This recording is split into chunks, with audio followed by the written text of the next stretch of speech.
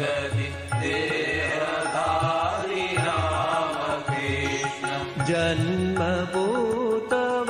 जन्मभूतवङ्गदेश विप्रवास Ramakrishna चन्द्रमणिं क्षुधिराम सौख्यदात्री Ramakrishna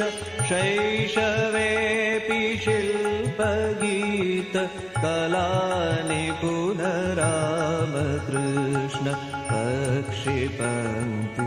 पक्षिपङ्क्तिदर्शनात् समाधिमाप्त Ramakrishna सप्तमाब्दलुप्त पितृप्रेमवाल